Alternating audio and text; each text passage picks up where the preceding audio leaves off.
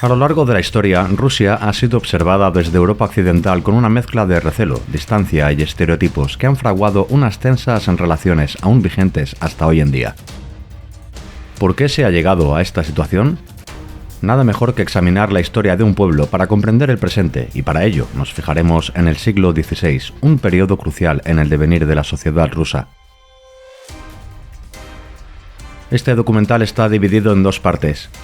En la primera repasaremos de manera breve la fundación del primer estado ruso, la Rus de Kiev, un recorrido que nos llevará desde principios de la Edad Media hasta que los primeros grandes príncipes de Moscú lograron liberarse del yugo mongol.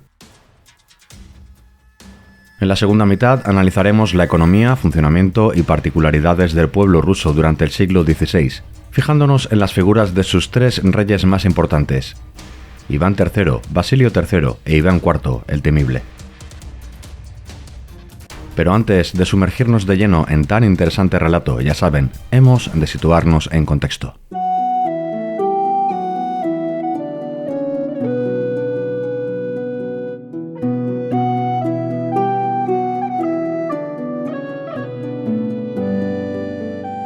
La fuente más antigua que disponemos para conocer los orígenes de Rusia la encontramos en la Crónica Primaria del monje Néstor, un compendio de leyendas y hechos fehacientes redactado en el siglo XII. Según este cronista, la región que comprende aproximadamente las actuales Ucrania, los países bálticos, Bielorrusia y Rusia occidental, estaba habitada por una mezcolanza de pueblos de origen ugrofinés, báltico, escandinavo y eslavo, estos últimos los más numerosos. El término eslavo aún hoy en día genera debate. La opinión más compartida es que este es un pueblo cuyo núcleo se encontraba asentado entre el valle del Vístula y los Cárpatos del norte. En algún momento entre los siglos VII y IX se habría dividido en tres grandes comunidades. Los eslavos occidentales se instalaron sobre el Danubio, los meridionales en los Balcanes y una gran masa emigró al este, ocupando los territorios que comprenderían la futura Rus de Kiev. A pesar de ser mayoría, pagaban tributo y estaban sometidos a los varegos, término que hace referencia a lo que popularmente conocemos como vikingos. El término varego proviene de Vaerengir, el que está asociado bajo juramento. Los varegos era un pueblo formado por mercaderes guerreros que, gracias a sus altas capacidades navales, dominaban los cursos del Dnieper, el Volga y el Dwina, ríos que les proporcionaban acceso al Mar Negro y Caspio. Pero en un momento determinado a mediados del siglo IX, los eslavos asentados alrededor del Dnieper dejaron de rendir vasallaje a los varegos. Entonces, la región entró en un periodo de conflicto interno, que fue atajado cuando en una gran asamblea se decidió volver a reclamar la presencia de los varegos como eje cohesionador. A esta llamada acudieron tres hermanos pertenecientes a la tribu Rus de los varegos, un pueblo consolidado en lo militar, pues en el año 860 emprendieron una expedición ofensiva contra la mismísima Constantinopla. El patriarca y cronista Focio, por vez primera en las crónicas griegas, nombra a los Rus como grupo étnico, pues antes eran conocidos de manera genérica como escitas. Así pues, en el 862, tres hermanos Rus acudieron a la llamada de los eslavos del Dnieper. Estos son Sineus, Trebor y Rurik, este último asociado a la figura de Rorik el danés, un personaje ya entonces con fama de gran guerrero, pues en los anteriores decenios, al mando de una gran flota de 350 naves, devastó el norte de Francia y la costa de Inglaterra. Tal fue su ferocidad que en las crónicas medievales contemporáneas se ganó el apodo de Fels Christianitatis, la hiel de la cristiandad.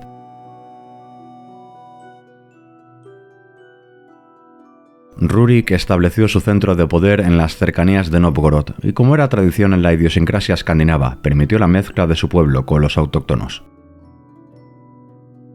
En pocos años, Rurik estableció un sólido poder tanto en lo militar como en lo económico, pues Novgorod floreció como eje central en el comercio entre Bizancio, el mundo árabe y Asia Central, en la conocida como Ruta de los Varegos o Ruta del Ámbar. Excavaciones arqueológicas han hallado en Novgorod y otros territorios controlados por los Rus multitud de monedas de oro y plata provenientes de estas regiones, una prueba de que existía un fluido intercambio comercial.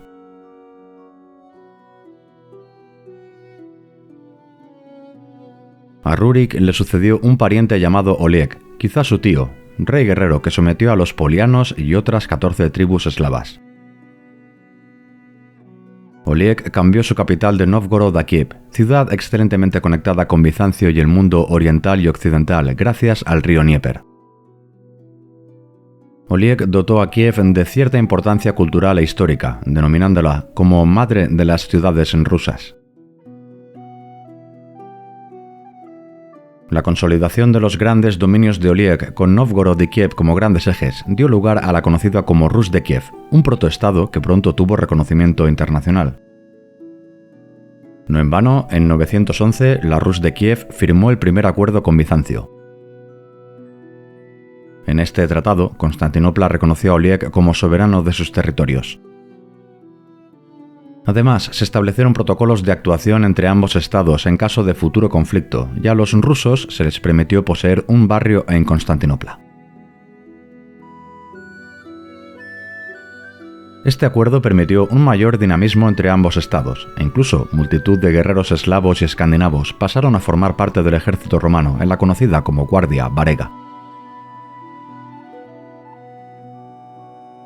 El rey Oleg falleció en 912 y le sucedió Igor, hijo de Rurik. Existe cierto debate sobre si Igor consiguió el trono por la fuerza o por el contrario, lo asumió de manera natural. Sea como fuere, Igor continuó con el ánimo expansionista de sus predecesores y logró someter a los pechenegos de origen turco. Un hecho de vital trascendencia fue su boda con la princesa Olga de Pskov, un enlace que estrechó lazos entre Kiev y esta ciudad, una de las principales en la Rus de Kiev.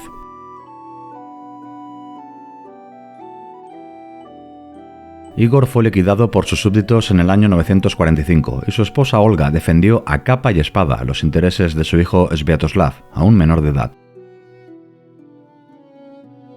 La reina Olga jugó un papel decisivo en la historia de la Rus de Kiev.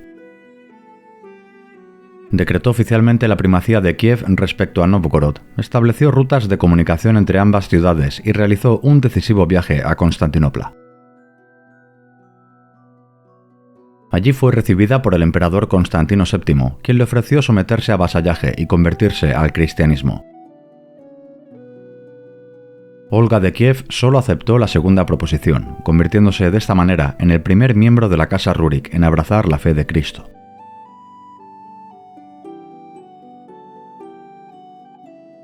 Olga no solo estrechó lazos con el Imperio bizantino, sino que pretendió entablar contactos diplomáticos con Otón I, rey de la Francia oriental, que posteriormente se convertiría en emperador germánico.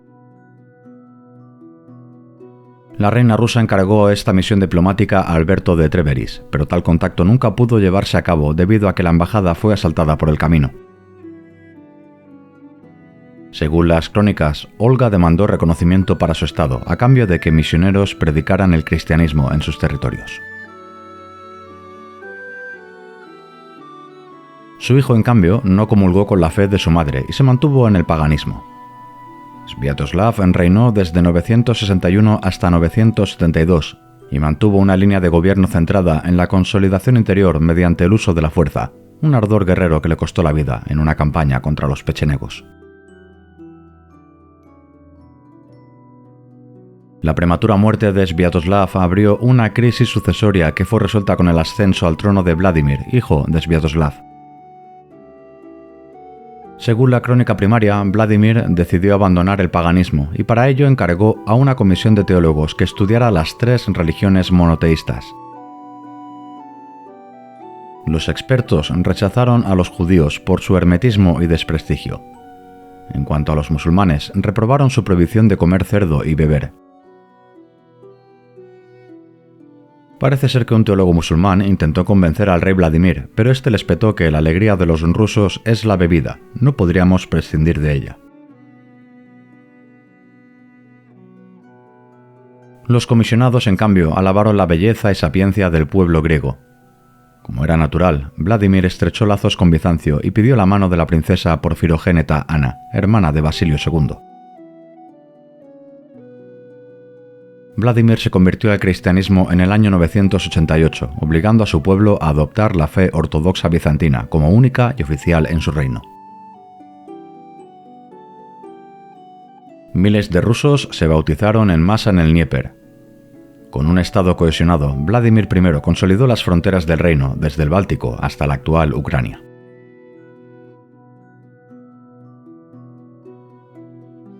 Pero como sucede a menudo, tras la muerte de un gran rey acontece una cruenta guerra civil.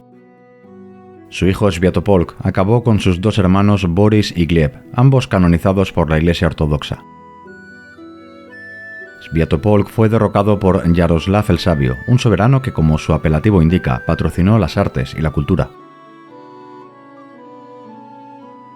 Yaroslav embelleció Kiev con multitud de catedrales y la copó de escuelas monásticas y bibliotecas. El rey sabio también se preocupó por compilar el derecho civil de su pueblo y promulgó la Ruskaya Pravda, el primer código legal ruso.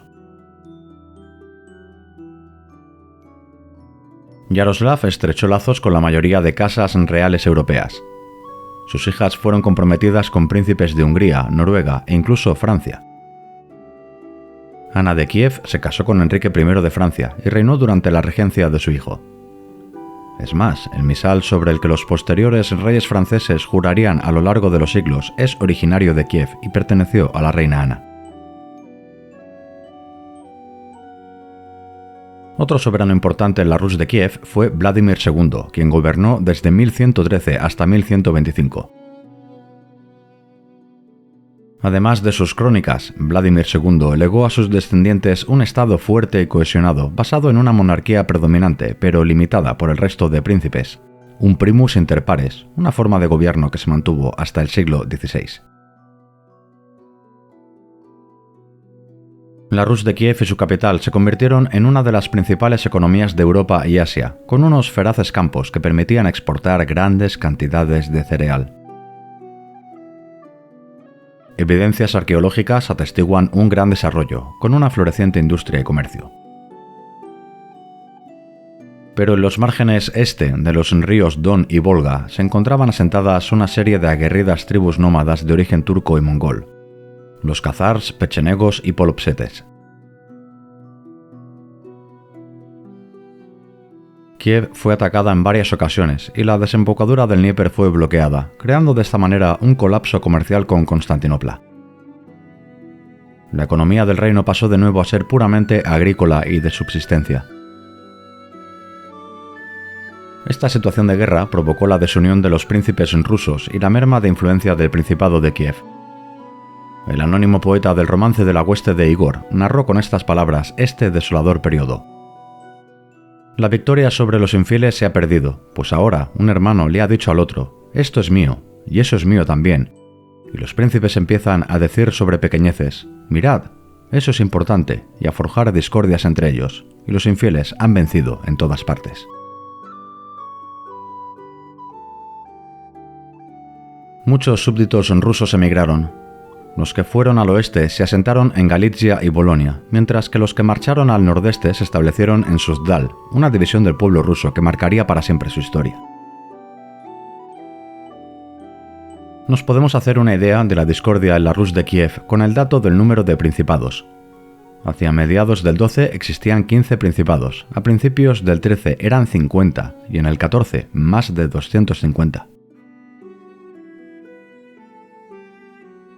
El más poderoso principado fue el de Vladimir Suzdal, un territorio boscoso y poco accesible que dificultaba las incursiones de enemigos esteparios. Gracias a esta privilegiada situación geoestratégica, este principado resistió la embestida de un enemigo hasta entonces desconocido. La crónica laurentina nos dice que aparecieron unos pueblos de los que nadie sabía con certeza quiénes eran ni de dónde venían, qué lengua hablaban, de qué tribu o de qué confesión.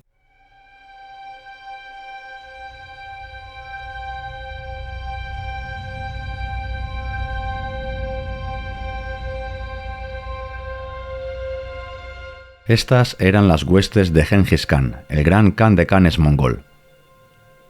En 1223, sus generales Yeve y Subotai atravesaron el Cáucaso y lucharon contra georgianos y polopsianos, este último pueblo ubicado entre el Mar Negro y el Caspio. La primera crónica de Nóvgorod afirma que los mongoles anunciaron a los príncipes rusos que no tenían intención de luchar con ellos, pero estos desconfiaron de sus verdaderas intenciones y acabaron con la vida de los embajadores mongoles, figura sagrada e inviolable en esta civilización.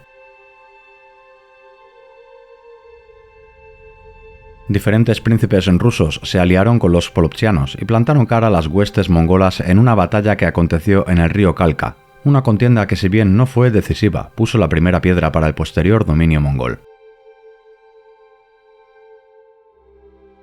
Gengis Khan falleció en 1227 y legó a sus sucesores un enorme imperio que comprendía territorios desde Corea hasta el Mar Caspio, Afganistán y Persia. La Rus de Kiev aún se mantenía de cierta manera independiente, hasta que en el 1238 Batú, nieto de Gengis Khan, avanzó sobre esta región y capturó las ciudades de Vladimir, Pereslav y Chernigov. Kiev cayó en 1240, mientras que Nóvgorod resistió, aunque finalmente se sometió a vasallaje.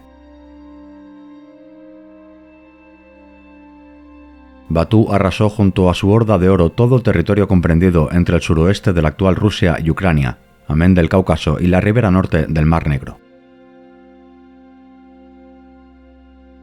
Nos podemos hacer una idea de la destrucción que llevó a cabo la Horda de Oro con la descripción de un emisario papal presente en el año 1245 en Rusia. Estas son sus palabras. Encontramos esparcidos por el campo innumerables calaveras y huesos. Kiev, la que fuera grande y próspera en extremo, había sido totalmente arrasada. La mayoría de principados rusos subsistieron, pero sometidos a vasallaje a la Horda de Oro, cuya capital se estableció en Sarai, ciudad ubicada en el curso bajo del Volga. Tal y como reza el proverbio mongol, aunque un imperio se puede conquistar a lomo de caballo, no se puede dirigir desde la silla de montar. Esto se tradujo en que los mongoles, al no disponer de funcionarios competentes y ser minoría, reclutaron autóctonos para que administraran su innegable superioridad militar. A pesar de que el Khan Berke se convirtió en el 1261 al Islam, sus súbditos tenían potestad para ejercer la libertad de culto. Es más, la Iglesia ortodoxa estuvo exenta de pagar tributo. El Khan de la Horda de Oro exigía vasallaje y tributo a cambio de protección y reconocimiento a cada yarlik, esto es, príncipe de turno. La mayoría de principados rusos se sometieron y garantizaron su supervivencia. El más poderoso de ellos era Alejandro, un joven de 25 años que retuvo sus grandes dominios establecidos alrededor de la gran ciudad de Nóvgorod. En 1240 logró una brillante victoria contra los suecos en el río Neva, contienda por la cual recibió el apelativo por el que ha pasado a la historia: Alejandro Nevsky. Este gran príncipe ruso también derrotó en 1242 a los caballeros teutónicos en el lago Peipus. Las gestas de Alejandro Nevsky fueron loadas a lo largo de la historia, aún con resonancia hasta nuestros días, como el ideal del héroe nacional de la Gran Rusia, sometida entonces al poder mongol. Los pocos rebeldes a la autoridad mongola se establecieron en inaccesibles zonas boscosas del norte, un cierto paralelismo con los reinos astures surgidos tras la conquista islámica del reino visigodo de España. Tras la muerte de Alejandro Nevsky, los principados de Nóvgorod y Vladimir perdieron relevancia en favor de dos ciudades que comenzaron a adquirir poder: Tver y Moscú. Esta última plaza, a finales del siglo XIII, apenas era un villorrio asentado en un recodo del río Moscova. La primera mención que se conoce de Moscú es en crónicas del año 1147, cuando se cita como aldea que ejerce como frontera entre Suzdal y Riazán. Como curiosidad, aún en la actualidad se discute el origen del término Moscú. Los teólogos rusos del siglo XVI atribuyeron este nombre a la presencia en estas latitudes de Mosok, hijo de Jafet, nieto de Noé. Posiblemente su origen toponímico sea más sencillo y haga alusión a Mosk, término cuyo significado alude a aguas pantanosas. Sea como fuere, el origen de la preeminencia de Moscú lo encontramos con la erección del Kremlin, que en ruso significa ciudadela. Este palacio fortaleza fue construido por el príncipe de Suzdal Yuri Dolgoruki, quien según la leyenda sedujo a una princesa casada. Como era de esperar, el marido protestó y Yuri respondió liquidándolo y arrebatándole sus posesiones. Ante el temor de ser atacado por sus herederos, Yuri rodeó su propiedad con una consistente empalizada. La ubicación del Kremlin se ha mantenido a lo largo de sus casi 900 años de historia. Lo cierto es que se encuentra en un lugar ideal, asentado sobre un risco junto al río Moscova, que permite un predominio sobre la llanura de la ciudad y acceso fluvial a los ríos Oka y Volga. A pesar de que Moscú fue arrasada e incendiada en 1237 y 1293, hacia principios del siglo XIV se convirtió en la rica capital de un principado bajo el gobierno de Iván I Kalita, quien extendió los dominios de Moscú hacia el noroeste.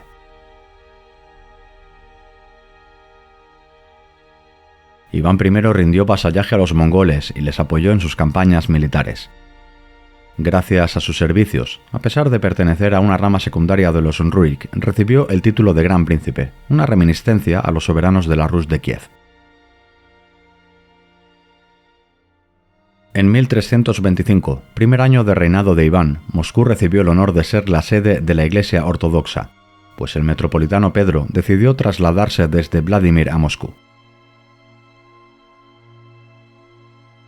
A este patriarca se le atribuye una de las frases por las cuales los sucesores de Iván I tomaron conciencia de su destino universal. Estas son sus palabras: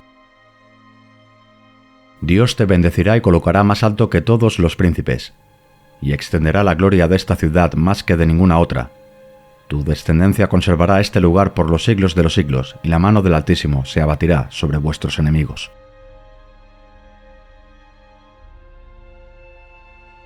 El paso definitivo a lo que se convertiría en la posterior monarquía rusa lo encontramos con el gran príncipe Dmitri Donskoy, quien gobernó desde 1359 hasta 1389 y estableció el principio de primogenitura para heredar su reino.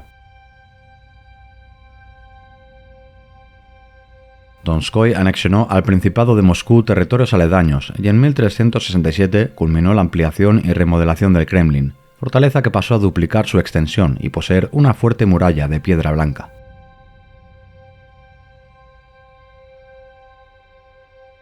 Moscú ganó población y una consecuente relevancia cultural, política y comercial.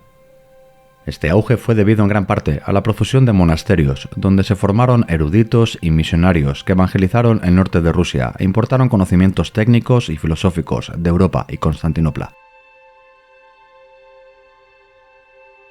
Estos monjes residían en monasterios fortaleza bien abastecidos y a poca distancia de Moscú, creando pequeñas comunidades que con el devenir de los años se convertirían en los grandes pilares económicos de Moscovia.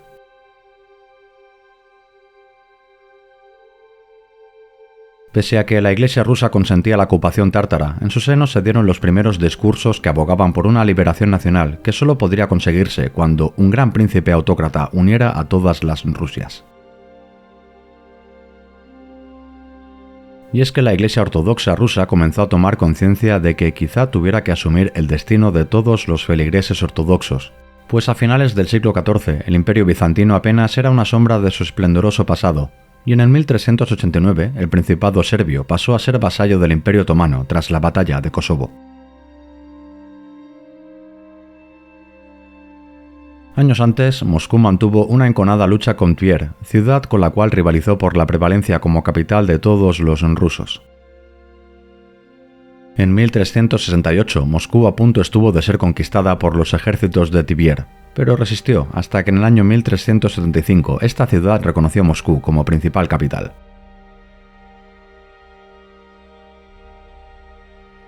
El 8 de septiembre de 1380, el gran príncipe moscovita Dmitri Donskoy se rebeló definitivamente contra el sometimiento mongol y luchó contra el Khan Mamai en la batalla del campo de Kulikovo, una contienda en la cual Moscú venció gracias a que los tártaros no pudieron conectar sus fuerzas con el duque de Lituania Jagellón. Pese a esta victoria, en 1382 los tártaros saquearon Moscú, pero la batalla de Kulikovo borró de la mente rusa el mito de que los tártaros eran invencibles. Es en este contexto, alrededor del siglo XIV, cuando documentos eclesiásticos bizantinos dividen al pueblo ruso en tres grandes grupos, asignados por diócesis y dependientes del poder secular y eclesiástico al cual estuvieran subordinados. Al norte, en los territorios de Novgorod, Vladimir Suzdal y el Principado de Moscú, habitaban los rusos de la Velikaya Rus, la Gran Rusia, al amparo del Patriarca y el Gran Príncipe de Moscú. En el oeste, Yuri II del Principado de Galitzia-Polonia, en 1334 comenzó a firmar sus decretos como príncipe de la Pequeña Rusia, un territorio que aproximadamente podemos adjudicar a la actual Ucrania, topónimo que proviene del término eslavo frontera. Los rusos súbditos del ducado lituano conformaron la Velaya Rus, la Rusia Blanca, en unas fronteras similares a la actual Bielorrusia. Estas tres etnias se han unido y separado a lo largo de los siglos, pero siempre han mantenido la idea de la Rus de Kiev como base principal de su cultura e historia. Finales del siglo XIV fue un periodo turbulento para el pueblo ruso, en especial para la pequeña y blanca Rusia. Los polacos conquistaron Galitzia, mientras que los duques lituanos se hicieron con los principados de Polotsk, Smolensk, Kiev y Chernigov. Estos territorios quedaron asegurados con un pacto dinástico entre Polonia y Lituania, que fortaleció ambos estados. El gran príncipe de Moscú, Dmitri Donskoy, murió en 1389 y le sucedió su hijo Basilio I, quien tuvo que pagar fuertes tributos al Kanato de Sarai, bajo amenaza de una guerra contra su principado. Basilio I, a fin de lograr mayor preeminencia, intentó someter a varios príncipes rusos sin éxito. Pero entonces un nuevo actor entró en el tablero. Hablamos de Tamerlán, descendiente de Gengis Khan, que sometió al Khan de Sarai Toktamish, gobernante de los restos de la antigua Horda de Oro. Tamerlán aniquiló a los tártaros y, por fortuna para el Principado de Moscú, no atacó esta ciudad, pues no mostró especial interés por anexionarse este territorio. Principios del siglo XV contempló la desintegración del gran imperio mongol. El Kanato de Sarai ya no pudo mantener bajo vasallaje a los príncipes rusos y sus territorios quedaron divididos en pequeños kanatos. En 1430 se estableció el Kanato de Crimea, en 1436 el de Kazán y en 1466 el de Astracán. Un año importante para la historia de Rusia es 1448. Un concilio de obispos rusos eligió a Jonás como metropolitano, primer patriarca independiente de Bizancio, cuyo cargo solo debería ser ratificado por el Gran Príncipe de Moscú. Iván III el Grande ascendió al trono del Principado de Moscú en 1462 e inició su reinado con ímpetu, anexionándose los restos de otros principados vecinos pertenecientes al ducado lituano, como Yaroslav, Perm, Rostov, Novgorod, Pier, Viatka y Chernigov, avanzando hasta Smolensk y Siversk. Con estas campañas logró arrebatar a Lituania de territorios que antaño habían conformado la Rus de Kiev. El gran duque lituano aceptó la soberanía de Iván III sobre los rusos allí establecidos. Iván III sometió a pequeños kanatos tártaros establecidos en Ugrá y batalló contra los kanatos tártaros de Crimea y Kazán. También guerreó contra la Finlandia sueca, la Livonia alemana y Lituania, avanzando hasta Smolensk y Siversk.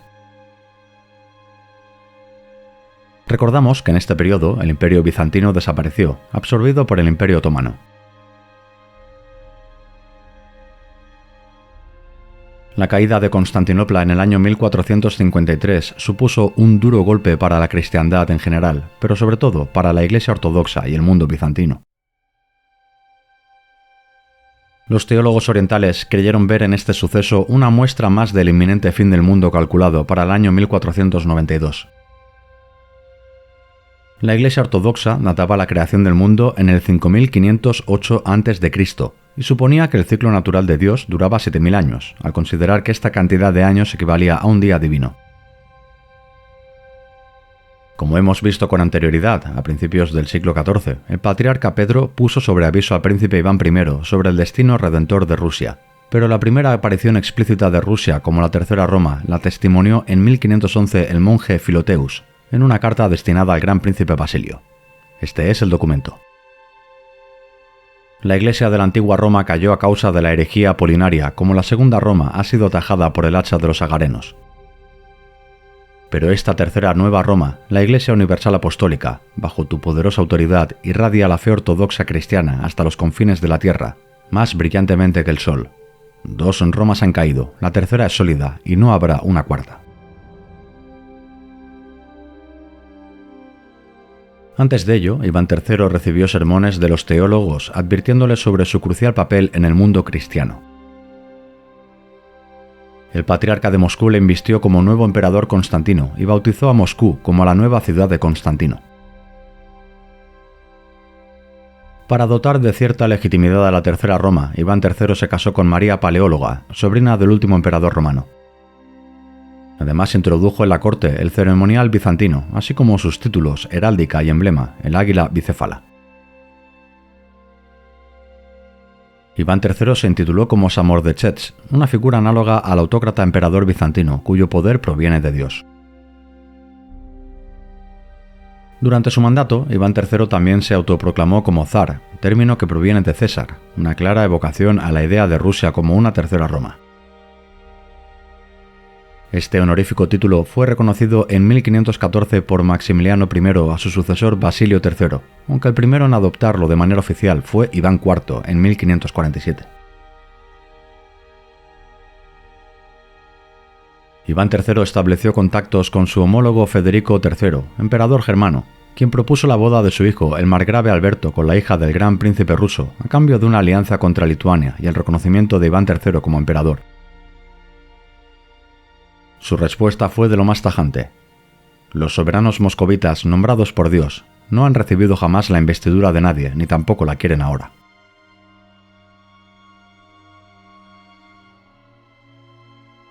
Basilio III, hijo y heredero de Iván III, siguió con el ímpetu guerrero de su padre, con la idea de unir de nuevo las tres Rusias. Durante sus primeros años de reinado se anexionó al Principado de Pskov y la ciudad de Riazán. Más tarde logró separar Smolensk del Ducado de Lituania. Para hacernos una idea del tamaño de las conquistas de Iván III y Basilio III, durante sus reinados el Principado de Moscú triplicó su extensión, pasando a controlar unos 3 millones de kilómetros cuadrados. Además, Basilio III aplicó con gran éxito la doctrina Divide et Impera con los kanatos de Astracán y Kazán. Logró sellar acuerdos con el Kanato de Crimea con el fin de fomentar la guerra interna entre ellos. Basilio III acuñó monedas con el título de Gosudar, soberano de Rusia, con un poder omnisciente, omnipresente y semidivino, llamado por sus súbditos como chambelán de Dios. Este fue el último paso del poder absolutista que asumió su hijo y heredero Iván IV el Temible. Nos podemos hacer una idea de la autoridad de Basilio III con el escrito del embajador alemán Segismundo von Herberstein, quien en su crónica Rerum Moscovitarum Commentari dejó plasmadas sus impresiones. Con el poder que ejerce sobre sus súbditos, deja atrás fácilmente a los dirigentes de todo el mundo. Hace uso de su autoridad de los asuntos espirituales, así como los temporales. Libremente y por su propia cuenta toma decisiones relativas a las vidas y propiedades de todo el mundo. Ninguno de sus consejeros tiene suficiente autoridad para atreverse a mostrarle su desacuerdo u ofrecer la menor resistencia, y dicen públicamente que la voluntad del príncipe es la voluntad de Dios.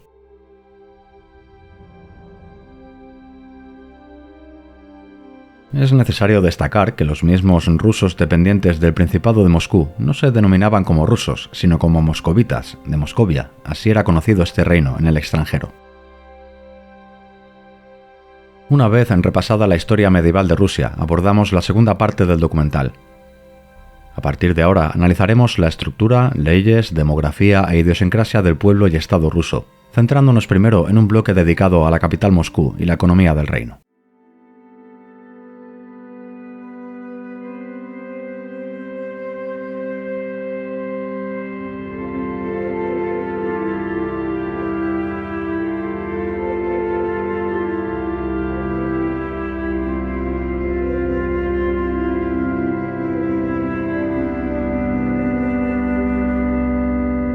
Iván IV accedió al trono ruso en 1547 y gozó de un longevo y turbulento reinado que se prolongó por 37 años.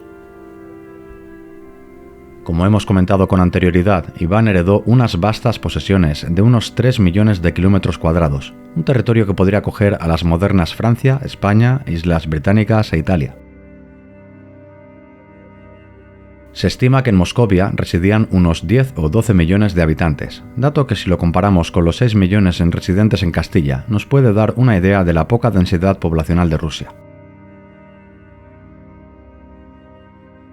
La mayoría de población rusa vivía en condiciones de semiesclavitud en villorrios o aldeas, al servicio de grandes fincas pertenecientes a la aristocracia o el clero. Tan solo un 10% de la población vivía en núcleos urbanos. Apenas existían unos 150 pueblos de renombre y muchas menos ciudades. Las principales eran Novgorod, Pskov, Smolensk y Moscú, las tres primeras con unos 50.000 habitantes y Moscú con unos 100.000.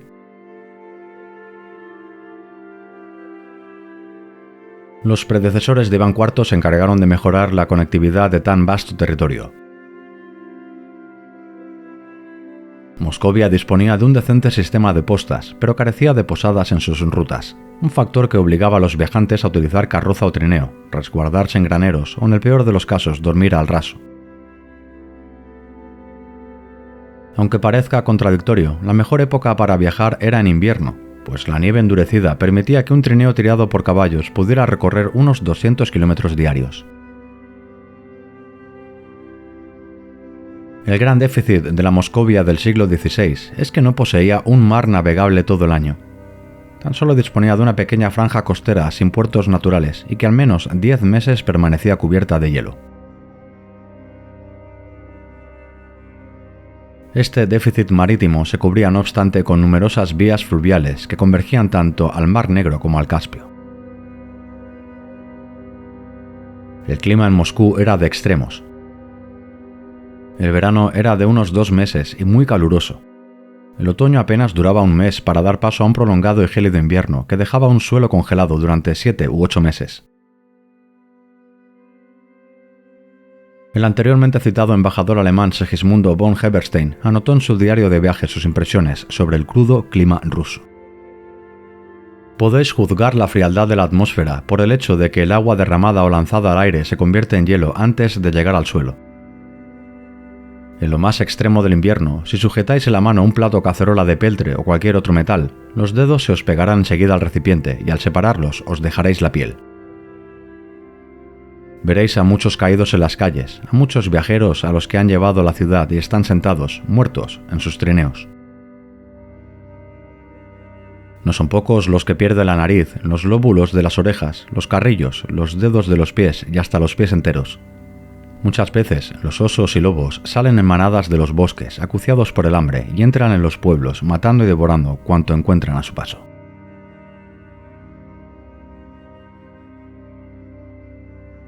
La primavera era temporada de inundaciones provocadas por el deshielo de los ríos. Entonces los caminos se anegaban y se convertían en verdaderos cenagales. Tan solo el mes de mayo era benigno, pues gracias a la humedad y la abundancia de agua, los campos eran en extremo feraces, un auténtico vergel. Moscú todavía no era la ciudad de las 40 veces 40 iglesias con cúpulas doradas. La ciudad poseía unos 100.000 habitantes, en un núcleo urbano y suburbano que se extendía por 9 kilómetros, con unas murallas de unos 20 kilómetros de circunferencia. El epicentro de Moscú era el Kremlin, una fortaleza triangular levantada sobre un terraplén elevado junto al río Moscova. El Kremlin era inexpugnable, pues se encontraba en una isla fortificada de más de 2 kilómetros de circunferencia, donde tan solo se podía acceder mediante puentes levadizos. Su acceso estaba defendido por unas poderosas murallas de 20 metros de piedra, con un seguido de torres con barbacanas y cañones importados del extranjero. En caso de asedio, el Kremlin tenía capacidad para resistir meses, pues la torre del arsenal conectaba con un manantial secreto subterráneo. En el complejo de la fortaleza del Kremlin se encontraba la residencia del soberano, un majestuoso edificio de 5 plantas, así como la sede y el domicilio del metropolitano, el patriarca ortodoxo. Al lado del Kremlin se encontraba la Plaza Roja, el principal centro comercial de Moscú. Este mercado surtía la capital de grano y alimentos básicos, gracias a las 800 carretas de grano que diariamente entraban en Moscú. La Plaza Roja también era el punto neurálgico del comercio internacional. Se tiene constancia de mercaderes holandeses y persas que habitualmente ofrecían sus ricas telas bordadas. Fuera de estos exclusivos productos, inaccesibles para la mayoría del pueblo, la economía rusa se basaba sobre todo en la agricultura. No existían gremios independientes como en la Europa occidental. Al estar prohibido todo tipo de asociación gremial, la especialización e innovación no se desarrolló como en otras civilizaciones. Un claro ejemplo del atraso ruso lo encontramos en el hecho que para remodelar el Kremlin, Iván III tuvo que contratar albañiles y maestros de obra boloñeses, encabezados por el arquitecto Aristótele di Rodolfo de Fioravanti, quien enseñó a los rusos una nueva forma de mezclar la cal que garantizaba una mayor durabilidad. La estructura social rusa se dividía en 3 estamentos: pueblo, clero y nobleza, con un funcionariado formado casi en exclusiva por miembros de esta última clase. Esta división social se hacía patente incluso en la estructura urbana de la ciudad. Los nobles vivían en el barrio del Kitaigorod, los profesionales cualificados residían en Beligorod, divididos a su vez en barrios según la especialidad a la cual se dedicasen, es decir, existía un barrio para los zapateros, otro para los herreros y así sucesivamente.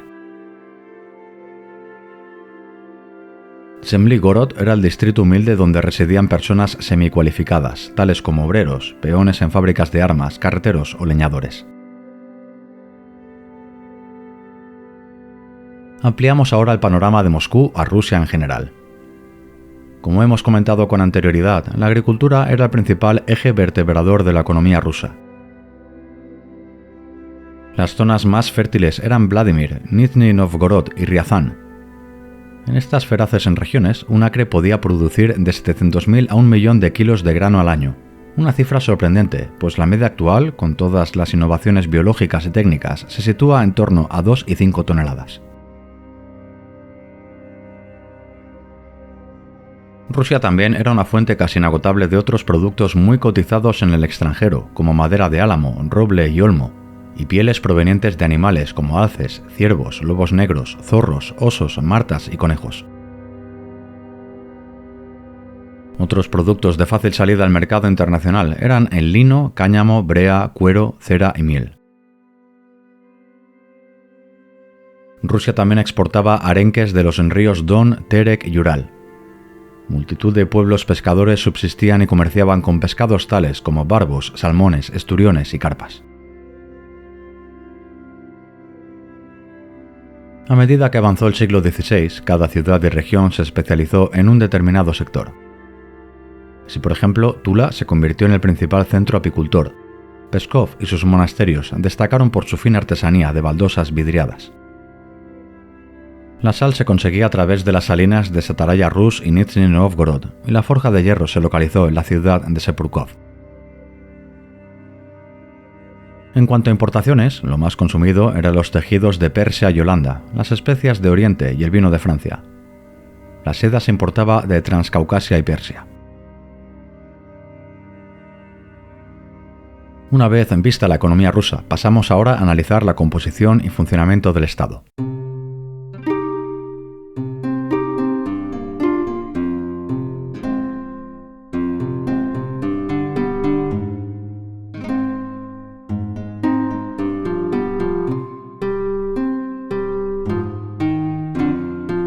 Antes hemos comentado que aproximadamente el 90% de la población rusa, 10 o 12 millones, vivía en áreas rurales, un porcentaje que nos puede dar una idea de la cantidad total del campesinado.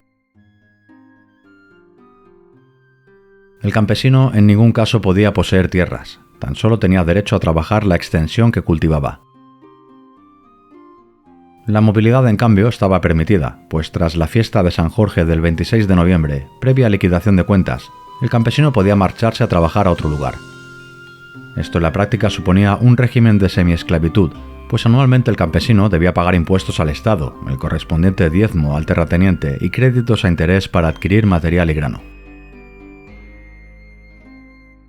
Usualmente, ante la falta de liquidez, el campesino saldaba sus deudas y los intereses de ésta con trabajo, en una peligrosa espiral que indefectiblemente le ligaba de por vida a la tierra que trabajaba.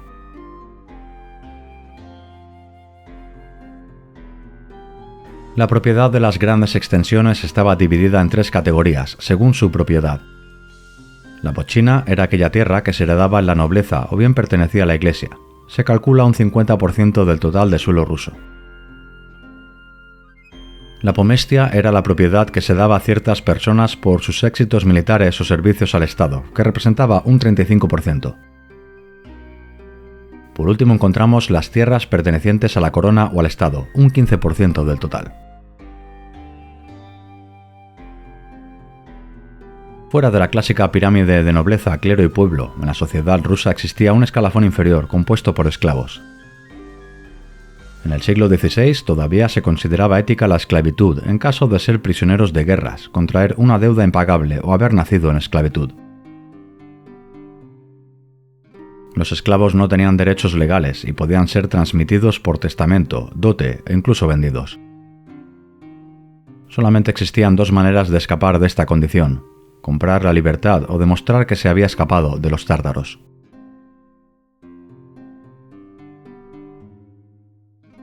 En el polo opuesto de la pirámide encontramos al Gran Príncipe, siglos atrás una especie de primus inter pares, que adquirió más poder durante los reinados de Iván III, Basilio III e Iván IV. A pesar de que estos príncipes gobernaron como autócratas, dotados de un origen divino, lo cierto es que de manera efectiva no eran todopoderosos. Los grandes príncipes estaban sometidos a un permanente escrutinio de los boyardos, la nobleza, que era propietaria de grandes extensiones e incluso podía contar con pequeños ejércitos privados. Para ser boyardo no era necesario ni ser rico ni probar una raigambre pretérita. Durante el siglo XV, más de 150 familias nuevas ingresaron en la nobleza, muchas de ellas de origen burgués, a través de matrimonios o determinados servicios gubernamentales o militares al Estado. Es más, como sucedió en distintas sociedades europeas, los boyardos viejos tendieron al empobrecimiento debido a lo costoso de su tren de vida. El embajador Segismundo von Heberstein incluso afirmó haber visto a boyardos perfectamente ataviados, rebuscando comida por la calle.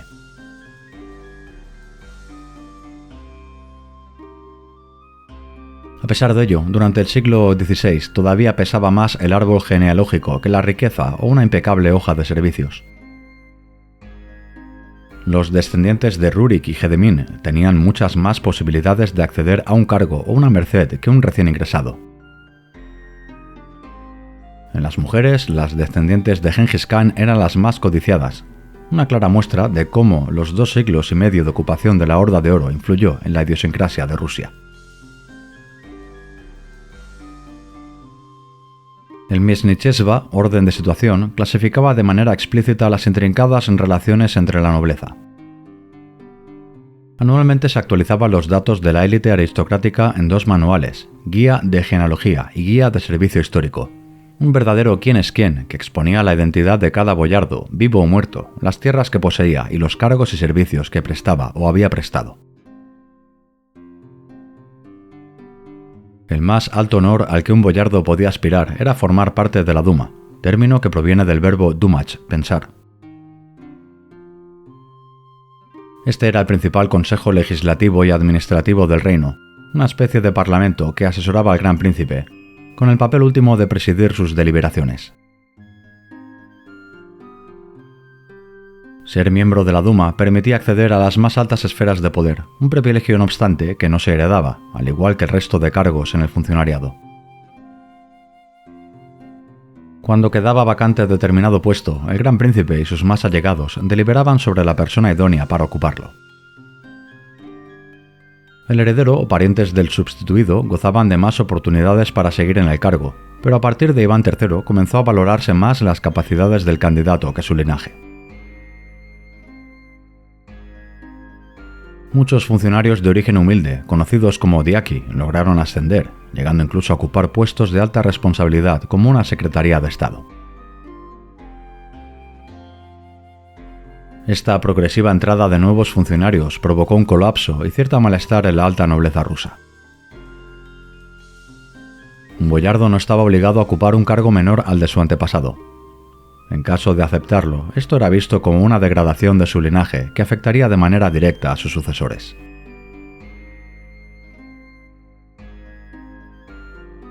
Los empleos públicos estaban bien remunerados y otorgaban al ocupante una influencia básica para sus relaciones sociales. En caso de ruina o descrédito, un boyardo no podía emigrar a otro país, pues Basilio III decretó el abandono de la patria como un delito de alta traición.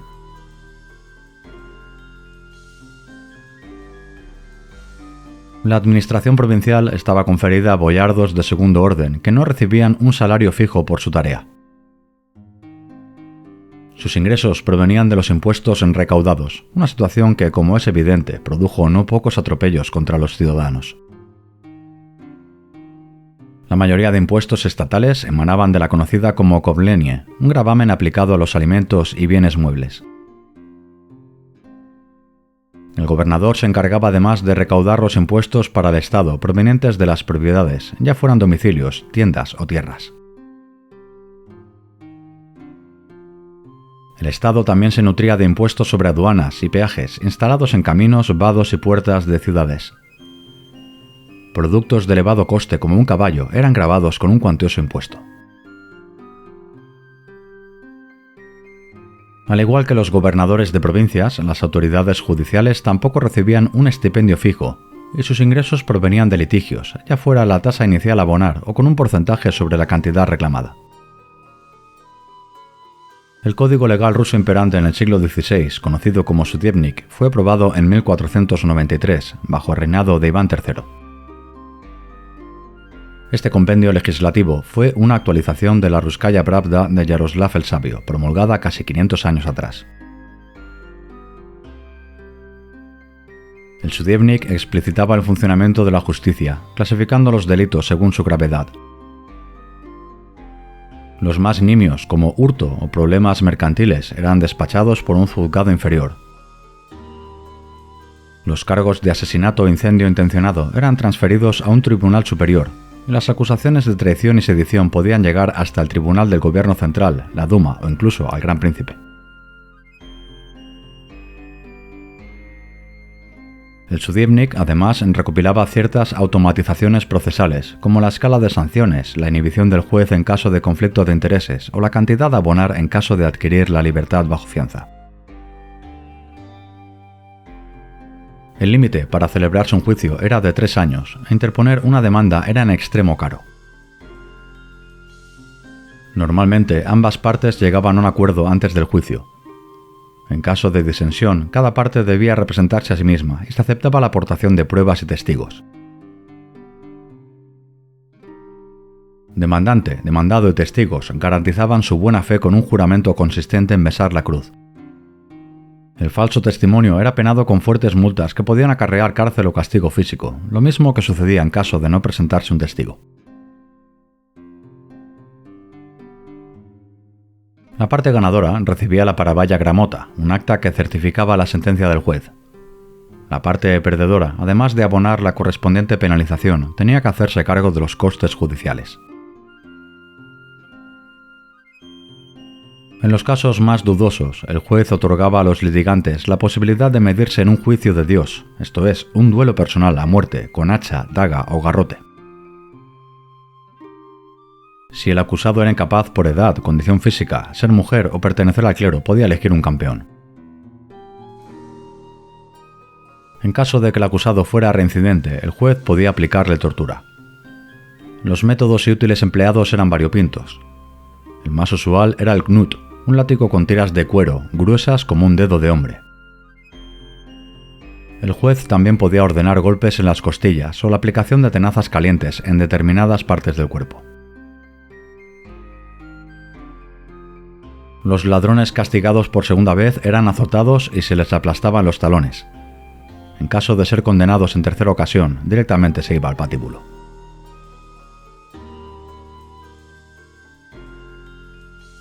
un deudor podía optar a abonar la cantidad de infracciones, pero entonces se le aplicaba el pravets, un castigo diario consistente en golpes de porra en espinillas y pantorrillas.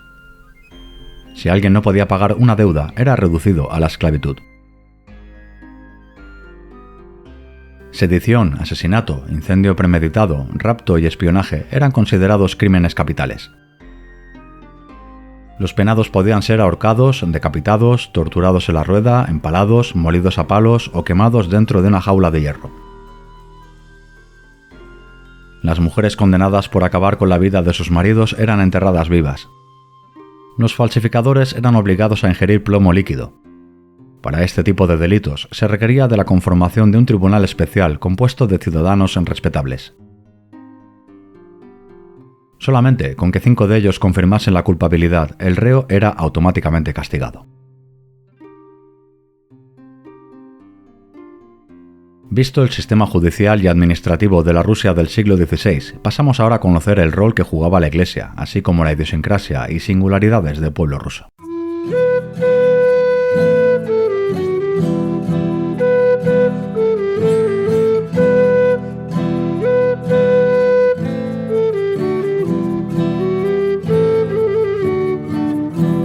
La influencia de la Iglesia ortodoxa era enorme.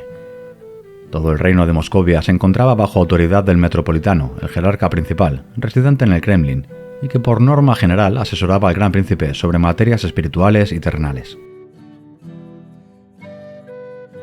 La doctrina, liturgia e iconografía de la Iglesia rusa era igual a la ortodoxa bizantina. Se aceptaban los 7 primeros concilios ecuménicos, pero consideraba que los católicos erraron en el ayuno sabático, la supresión de una semana de cuaresma, el rechazo al matrimonio de los sacerdotes, el uso de pan ácimo en la Eucaristía, lo que equivalía a negar la naturaleza de Cristo, y por supuesto rechazaba la palabra filioque, pues entendía que el Espíritu Santo estaba igualado al Padre y al Hijo.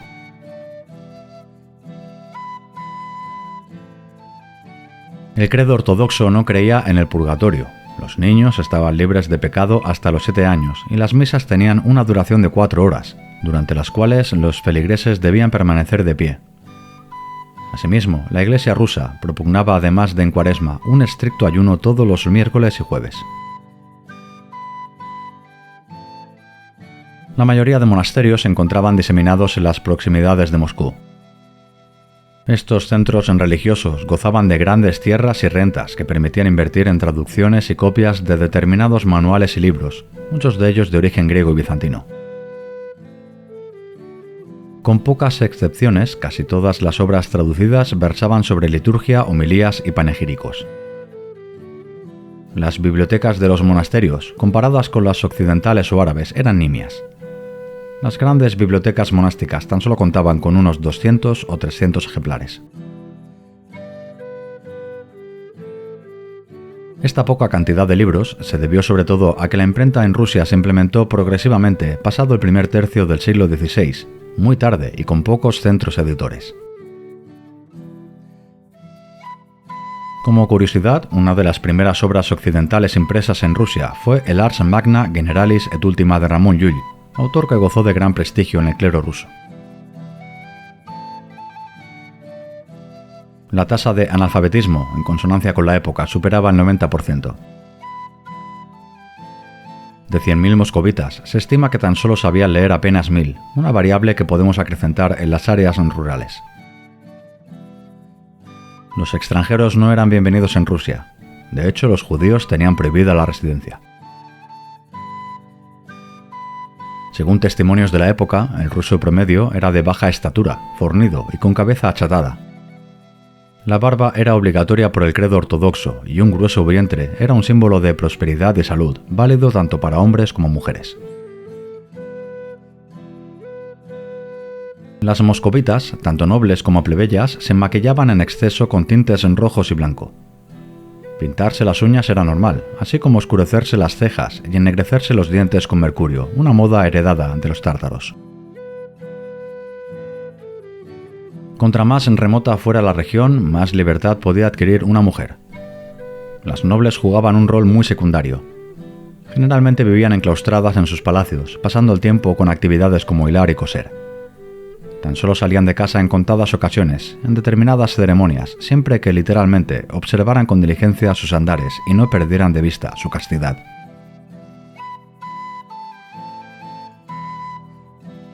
Las plebeyas se dedicaban a la crianza, el huerto y labores domésticas, y puntualmente podían ejercer algún empleo considerado apto para el género femenino. La edad casadera para una moscovita estaba fijada en 12 años, mientras que a los varones se les consideraba preparados a los 15. Como en la mayoría del mundo cristiano, no se podía celebrar un matrimonio con cuarto grado de consanguinidad, pero al contrario que en Occidente, el divorcio era común y no necesitaba de grandes justificaciones, siempre, claro está, demandado por el hombre. En caso de separación, tanto hombre como mujer podían volver a casarse. Para optar a un tercer matrimonio solo se podía aducir motivos excepcionales. Un cuarto matrimonio estaba terminantemente prohibido. Las bodas eran fastuosas y antes de la consagración la novia debía postrarse ante su futuro esposo, apoyando la cabeza en su zapato como muestra de sometimiento. El novio entonces le cubría el vestido con pliegues como símbolo de la protección que le brindaría. Finalmente, los cónyuges bebían de una taza y acto seguido el hombre la tiraba al suelo y la pisoteaba con el tacón de su bota.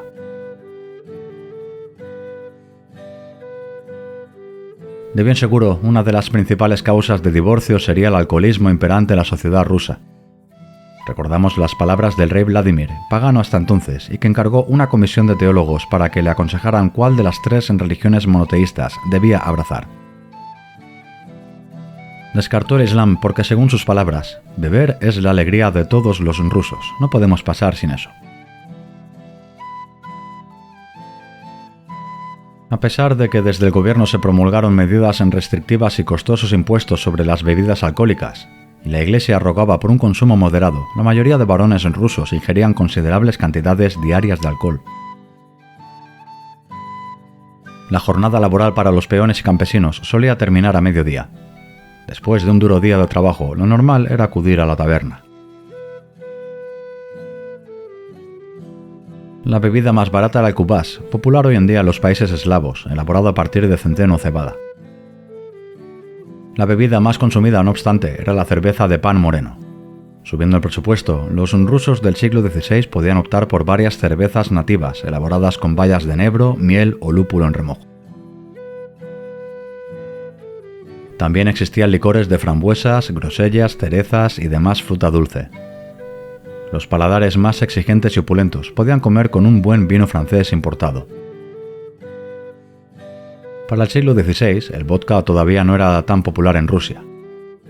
Existen tantas teorías sobre el origen de esta bebida que no nos atrevemos a aseverar ninguna opción. Nos quedamos con el mito de que fue el mallorquín Ramon Llull, filósofo, teólogo y alquimista en sus ratos libres, quien gracias a unos mercaderes italianos introdujo su descubrimiento, el aqua vitae, en el mundo eslavo. La alimentación del ruso promedio estaba compuesta por ajos, cebollas, coles, remolacha, pan y ocasionalmente carne y pescado. Debido al hermetismo ruso, la medicina apenas gozaba de relevancia y normalmente la plebe solía confiar en plegarias, ayunos y oraciones. Otro remedio para todos los males era acudir a baños de vapores calientes para luego sumergirse en el agua helada de un río. En especial durante el reinado de Iván IV, Moscú se encontraba prácticamente cerrada por las noches. Determinadas calles se vallaban y la autoridad patrullaba con el fin de vigilar que nadie circulara. Incluso si se sorprendía algún noble en horario sospechoso, se le escoltaba hasta su casa. Un ruso plebeyo no podía salir de su pueblo, ciudad o aldea sin un permiso expedido por las autoridades locales, misma situación para viajes comerciales o diplomáticos. La fuga del país estaba penada con la muerte. Los pocos diplomáticos o mercaderes extranjeros eran recibidos en la frontera y acompañados en todo momento por los pristavs, guardias, quienes llevaban al visitante a su destino por caminos secundarios. Un foráneo requería de permiso para poder hablar con alguien. Una vez llegado a su lugar de destino, las autoridades municipales confinaban al visitante en residencias destinadas a este propósito, sin posibilidad de circular libremente ni hablar con ningún autóctono. Podría parecer extremo este modo de proceder, pero era el trato habitual que se disponía en otros reinos, tanto orientales como occidentales.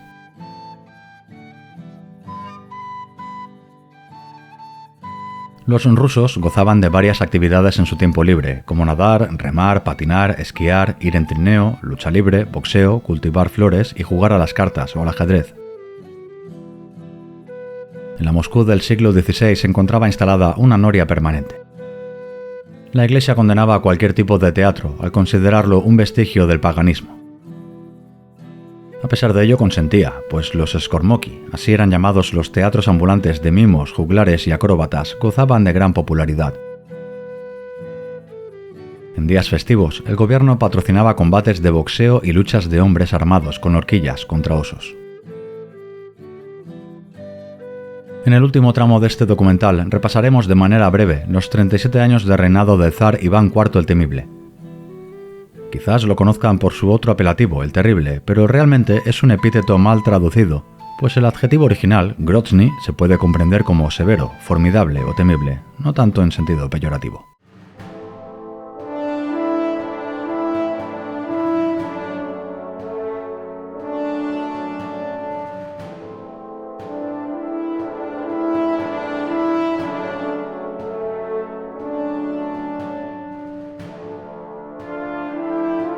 Iván Vasilievich fue coronado como gran príncipe y zar de toda Rusia en 1547, a los 17 años, tras una turbulenta regencia donde distintas facciones de boyardos lucharon por el control del Estado, pues Iván quedó huérfano de padre a los 3 años y de madre a los 8. Su reinado comenzó de manera trágica, ya que 6 meses después de asumir el poder, Moscú sufrió un gran fuego que asoló gran parte de la ciudad. Este no fue un hecho inusual, pues la capital de Moscovia estaba conformada en su práctica totalidad con casas y edificios de madera. El historiador Iván Zabelin calcula que en Moscú, además del Kremlin, tan solo existían 200 edificios de piedra. Asimismo, este experto atribuye a los pirómanos estos grandes incendios, que se sucedían cada 5 o 10 años. Es por ello que el incendio premeditado estaba contemplado en el Código Penal con el castigo de pena capital. Precisamente, los moscovitas achacaron la atribución de este incendio a Yuri Glinsky, tío materno del zar. Después del desastre, una multitud asaltó el Kremlin y el joven gran príncipe Iván tuvo que huir de Moscú.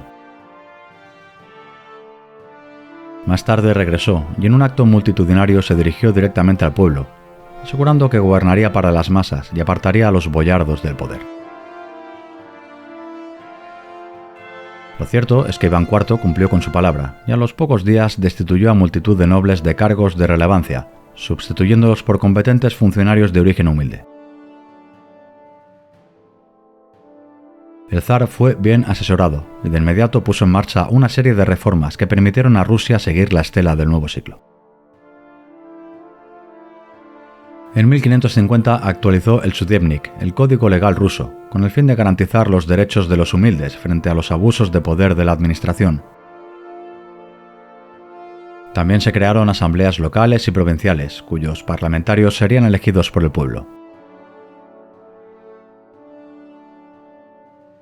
Estos representantes gozarían de canales efectivos para quejarse ante las autoridades y el mismo zar si la administración actuaba de manera fraudulenta. Estos organismos políticos sobrevivieron casi 200 años hasta que Pedro I acometió otra profunda reforma del Estado ruso. En materia eclesiástica, Iván IV convocó al metropolitano y otros altos prelados en el conocido como Concilio de los 100 capítulos. A pesar de la oposición del clero, aprobó una serie de medidas encaminadas a disminuir la influencia de la Iglesia en el Estado. Confiscó tierras que habían sido donadas a este organismo por parte de los boyardos, al menos desde tiempos de su padre y predecesor, Basilio III. Además, prohibió a la Iglesia comprar tierras sin previo aviso a las autoridades y suprimió las tarcanas, las exenciones fiscales que gozaban las rentas eclesiásticas desde 300 años atrás, cuando los mongoles dominaban Rusia.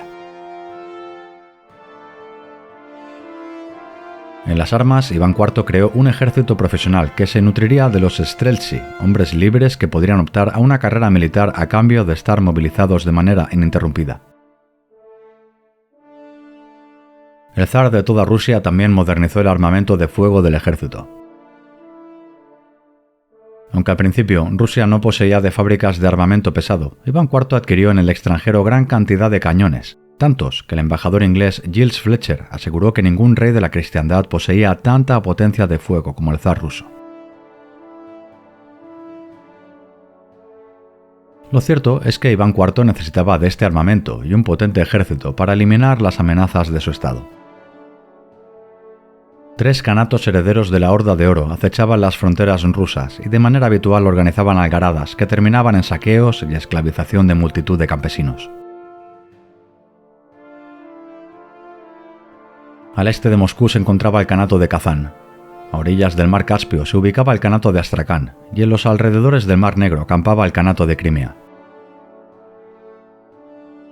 Este último era vasallo del Imperio Otomano y logró resistir a Rusia hasta finales del siglo XVIII.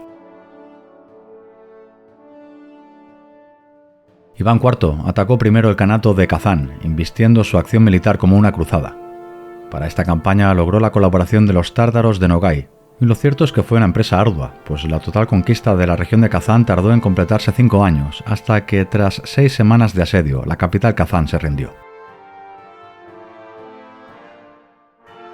El zar entonces repobló estos territorios con colonos, otorgándoles unas condiciones fiscales en extremo ventajosas.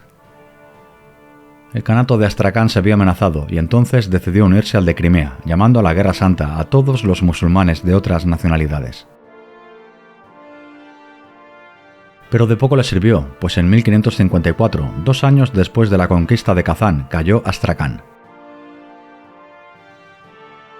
Después de unos meses, la totalidad del extinto Kanato pasó a formar parte del cada vez más extenso Imperio ruso, un territorio que le proporcionó a Iván IV acceso directo a Persia y Asia Central. Para celebrar esta brillante campaña, el zar ordenó la construcción de la Catedral de San Basilio en la Plaza Roja.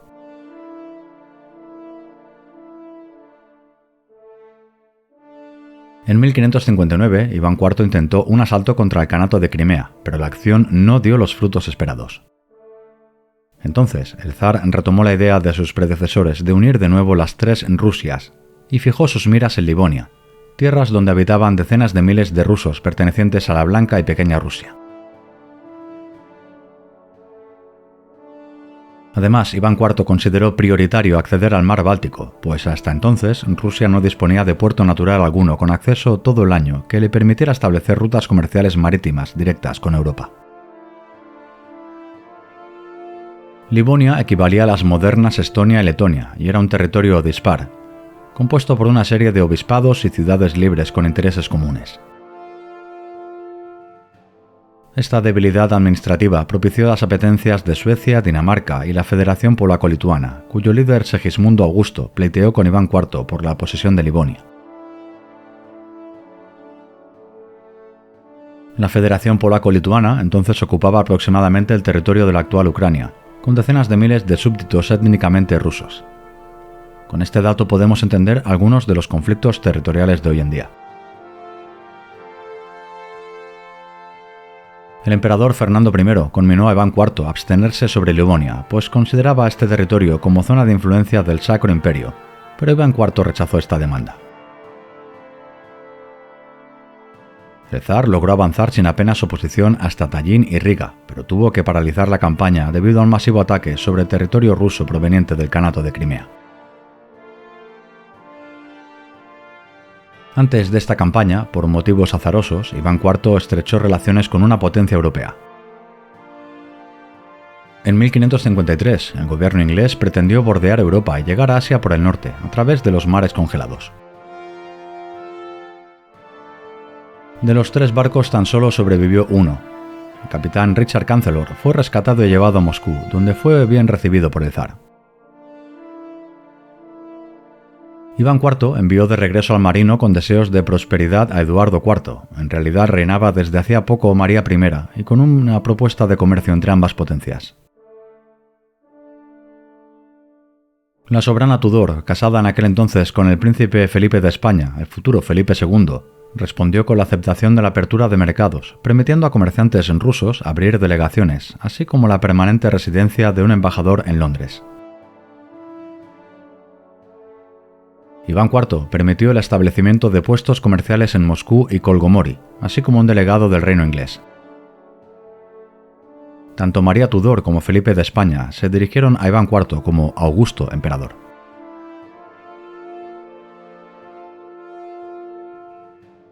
Hasta entonces, Iván IV reinó de manera excelente, pero tal y como sucedió con el emperador Calígula, un acontecimiento marcó un claro antes y después en su gobierno.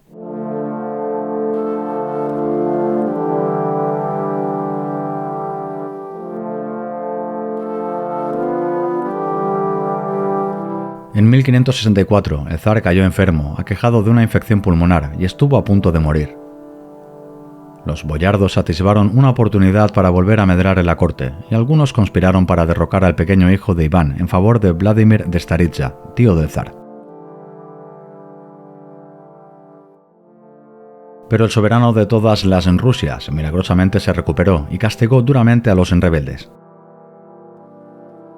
Tras eliminar y deportar a un buen número de boyardos en rivales, abandonó Moscú y se instaló con su segunda esposa y su prole en la villa de Alexandrovskaya Sloboda, a 90 kilómetros de Moscú. Este movimiento cogió desprevenidos a todos los magnates del reino, y lo más sorprendente fue la carta que Iván IV envió a principios de enero al metropolitano Afanasio, anunciándole su intención de abdicar, pero sin nombrar, eso sí, a un sucesor. El principal motivo que esgrimió fue que buena parte de la nobleza estaba conspirando para acabar con él y entregar territorio ruso al enemigo.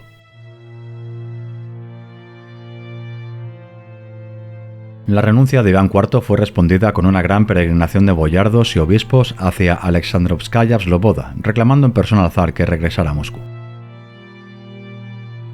Iván IV aceptó, pero entonces anunció que a partir de ahora gobernaría con mano de hierro. En febrero de 1561, el zar instauró la conocida como Oprichnina, una división territorial de Rusia por la cual una tercera parte del país pasaría a estar regida por él mismo, sin otro tipo de poder que fiscalizara su acción de gobierno. La partición del reino no fue en dos mitades o regiones, sino que dejó un mapa de lo más abigarrado, con enclaves dentro de otros enclaves y ciudades separadas por barrios. Iván IV entonces reclutó a un ejército de castigo, los Oprichniki, 6.000 aventureros de dudosa reputación que sembraron el terror en la nobleza y el pueblo. Los Oprichniki iban vestidos de negro, montados a caballo y con una escoba y una cabeza de perro como emblemas, símbolos que aludían a una limpieza y ferocidad contra los boyardos. Algunos boyardos intentaron pasarse al bando lituano o reclamaron la intervención de Segismundo Augusto, unas traiciones que provocaron una mayor represión de Iván IV y sus oprichnikis. Este cuerpo militar barrió a la nobleza boyarda asentada en Nóvgorod y Moscú, cometiendo abusos entre el pueblo llano. Es difícil calcular las víctimas de la Prichnina, pues durante este truculento periodo Rusia sufrió una severa hambruna que diezmó a la población. Según el historiador Andrei Kupsky, fallecieron unas 15.000 personas a consecuencia de la oprichnina, mientras que la crónica de Peskov eleva la cifra a 60.000. Mientras el terror cabalgaba por todo su reino, Iván IV se desentendió del gobierno e incluso en 1567 nombró a un sucesor, un tal Filipo que tuvo el valor de pedir públicamente el fin de la oprichnina. Inmediatamente fue encarcelado y estrangulado. La oprichnina sumió a Rusia en el caos. Iván IV planteó a la reina Isabel I de Inglaterra sobre una cláusula bilateral por la cual ambos soberanos podrían refugiarse en sus respectivos reinos. El zar también pidió la mano de la reina inglesa, una propuesta que fue cortésmente declinada. Mientras tanto, el enemigo aprovechó para fortalecer posiciones. En 1569, Lituania y Polonia se consolidaron como entidad política y establecieron su capital en Kiev. El Imperio Otomano reclamó los antiguos kanatos de Kazán y Astracán, una medida que estuvieron dispuestos a retirar si Iván IV se sometía a vasallaje. Paralelamente, el turco financió al Kanato de Crimea. En primavera de 1571, 100.000 tártaros invadieron Rusia y llegaron hasta la misma Moscú, ciudad que fue saqueada e incendiada, resistiendo tan solo en el inexpugnable Kremlin. Decenas de miles de moscovitas y súbditos rusos fueron masacrados y esclavizados. Esta fulgurante acción enemiga hizo recapacitar al zar Iván, quien regresó a la arrasada Moscú y juró acabar con la Oprichnina, prometiendo pena de muerte incluso a quien pronunciara esta palabra en público. Desde entonces se dejó aconsejar por el célebre Boris Godunov, a quien algunas fuentes atribuyen ser el impulsor y liquidador del reinado de terror de la Oprichnina. Iván IV retomó las riendas del Estado y en 1572 recompuso al ejército para que castigara a los tártaros de Crimea, quienes sufrieron una grave derrota en Molodia. En el plano internacional, Iván IV presentó su candidatura para el trono de Polonia, una vacante que primero fue ocupada por Enrique de Valois, hermano del rey francés Carlos IX, hasta que renunció al cabo de 3 meses y entonces fue elegido Esteban Báthory, príncipe de Transilvania.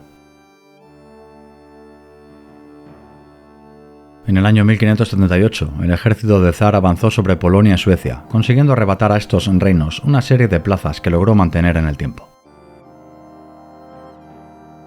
El gobierno de Iván IV también promovió la exploración y colonización de Siberia, una iniciativa privada llevada a cabo por la familia Stroganov.